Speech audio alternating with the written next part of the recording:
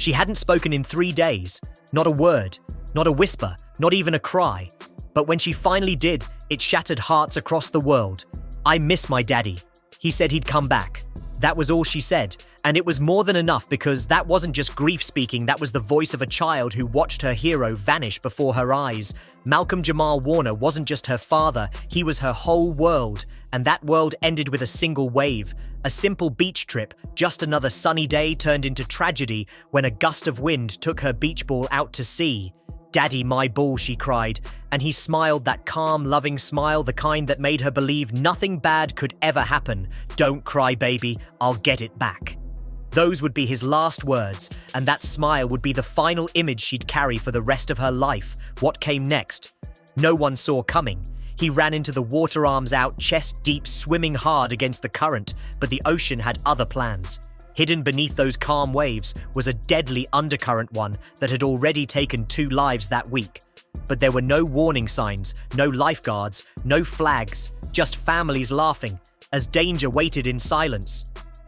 Malcolm reached for the ball, but the sea pulled harder. He tried to turn back, tried to fight, but the wave behind him rose like a mountain, and when it crashed, he disappeared. People screamed. Phones dropped, but his daughter didn't move. She stood at the edge, fists clenched, whispering over and over, "Come back, Daddy, please come back." It took emergency crews 11 minutes to arrive. Another 9 to find his body when they pulled him out. He was still holding the beach ball. As if even in death he kept his promise, that image, the man known to millions from television, now lifeless, clutching a toy for his daughter, broke the internet. News anchors cried on air. Oprah called it the most heartbreaking moment she'd seen in years. Taraji P. Henson reposted the video with the caption, "Hold your babies tight tonight." But through all the noise, the fame, the reposts, one little girl sat silently holding that same ball, staring out at the sea, where she last saw him, and then came the napkin, the one they found next to her pillow. It said, "He didn't die saving the world. He died saving my world." And suddenly the internet wasn't just mourning. They were devastated because this wasn't just a drowning. This was the end of a love story between a father and daughter, and what she did next would break the world even more. She kept watching the video, the moment caught on a beachgoer's phone. Her father running into the water, the crowd screaming, the wave, the silence over and over, and when her aunt begged her to stop, she simply whispered, "Maybe if I watch it enough this time, he'll make it back." How do you heal a heart that small after a loss? This big friends say Malcolm had planned the entire trip to reconnect. Guilt had been eating at him from all the travel, all the work. He told one friend, "I just want to make memories before she forgets what it's like to laugh with her dad." And now all she has left are memories, his off-key singing in the car, his hugs that lasted too long, his whispers reminding her, "You are everything good about me," and the moment she'll never forget, the wave that took him away. But this story was far from over. What came next would change everything. The courtroom was packed, but no one could have predicted what would unfold next. Malcolm Jamal Warner's daughter entered quietly, holding his chain in her hand, the same one he wore every day, the same one that still smelled like him. And when she sat down, the room fell silent. Even the judge looked up. Something about her presence made the air heavier, like grief had taken human form and was sitting right there among them. Then the prosecutor pressed play on new footage, grainy, shaky, from a school security camera. What it showed left everyone stunned. Malcolm arguing with a man in a dark hoodie outside the school building. The man pulled something from under his coat, and in a blink, Malcolm shoved him back, shielding his daughter as the screen went black. A collective gasp rippled through the courtroom because this wasn't an accident. This was something else. He had been targeted, ambushed, and he never hesitated to protect her. Reporters, whispered jurors, froze, and in the back his mother screamed so loud she had to be escorted out, still shouting, "They took my baby." The defense scrambled, claimed the footage wasn't enough, said it might have been random. But that's when the silence cracked. The girl stood up, her voice trembling but sharp. He knew what was coming. "He looked me in the eye and told me to go inside and lock the door. He didn't just die. He chose to stand between me and death. That's not random. That's what heroes do." Her words didn't echo. They detonated. Jurors cried. Even the bailiff wiped a tear, and somewhere in that moment, the courtroom changed. This wasn't just a case, it was a legacy. And still, The girl hadn't cried, not through the funeral, not through the footage, not through the questions, but now her fingers trembled, her knees gave way, and in front of everyone she collapsed to the floor and finally let it all out, a cry that didn't just break the silence. It broke every heart listening. Someone recorded it within minutes. It was viral. The cry that shook the courtroom became a global cry for justice. Hashtags flooded every corner of the internet. One justice for Jamal. She didn't cry until now, headed for her, but beyond the hashtags was still a little girl clutching her father's chain, sitting in the same courtroom where her life changed forever. When the judge asked if she wanted to speak again, she stood, her voice raw but clear. "I just want the truth to matter. He wasn't just an actor. He was my father. He picked me up when I fell. He told me monsters weren't real, and then he became my shield when one came for me." The judge nodded, eyes glassy, then said the words that shifted everything. "This court recognizes Jamal Warner's death not as an accident, but an act of deliberate sacrifice. New charges will be filed, and for the first time since that wave crashed her father beneath the sea, his daughter looked up, not as a victim, but as someone determined to make sure the world never forgets him. But the most shocking chapter hadn't even begun. Prosecutor, new footage, argument, dark hoodie. Targeted, ambushed, protecting daughter. Defense footage, random, girl. Voice trembling, death. Courtroom changed, case, legacy. Girl collapsed, cry. Viral, global cry for justice. Truth to matter, father, shield.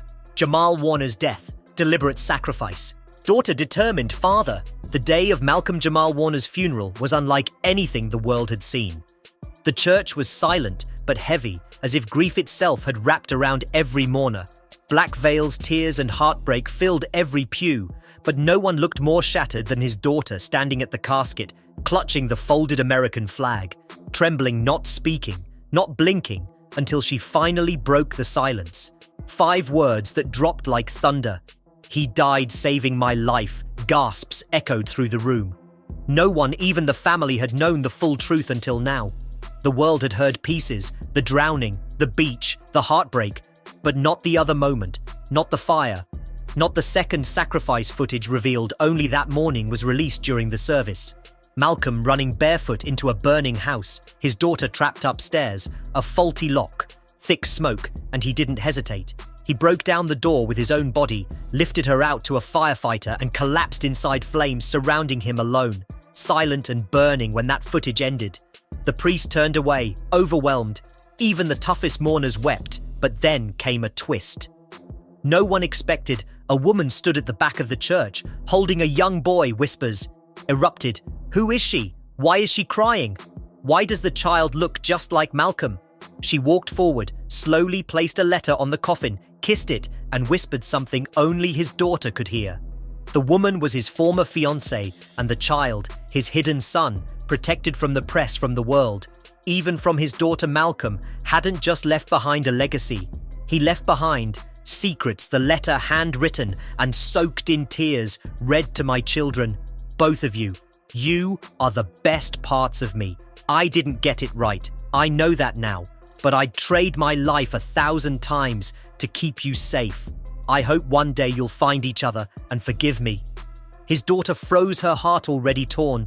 Now fractured even more, she ran out of the church, chased by reporters, flashing lights, shouting questions. But she didn't stop. She ran to the one place she still felt him. His music studio inside was chaos. Dust, broken instruments, scattered tapes, notebooks everywhere, but under one cloth sat his final project. An unfinished birthday track recorded for her, raw, unedited, and filled with love. His voice soft and broken. "Hey baby, if you're hearing this, it means I didn't make it. But I need you to know Daddy loves you no matter where I am. I'm right here inside your heart always." She collapsed right there, and through the tears, sang over the beat. It wasn't perfect, but it was pure. Someone recorded it within hours. It went viral. Millions cried again, but this time for a different reason. Not just loss, but love. Not just grief, but legacy. And yet rumors still swirled. Reports claimed the fire wasn't an accident. Some believed someone set it, a jealous collaborator. A bitter ex-police reopened the case. Headlines exploded, but the daughter said nothing. Not because she couldn't, but because she didn't need to. Now she knew who her father really was. Not perfect, not flawless, but hers. And that was enough. She would carry his story through her voice, her music, and the ashes he left behind. They say heroes wear capes, but sometimes they wear nothing but a smile and carry a heart too big for this world. Malcolm Jamal Warner didn't die by accident. He died making a choice to protect his daughter, to shield her from flames, from bullets, from a world that tried to steal her light. And now she shines not just as a survivor, but as his legacy.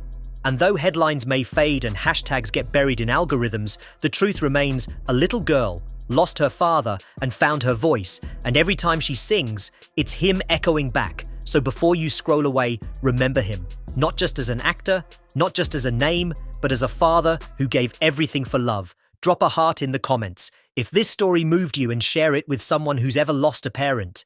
Because sometimes the greatest stories aren't about how someone lived, but about how they loved and how that love refuses to die.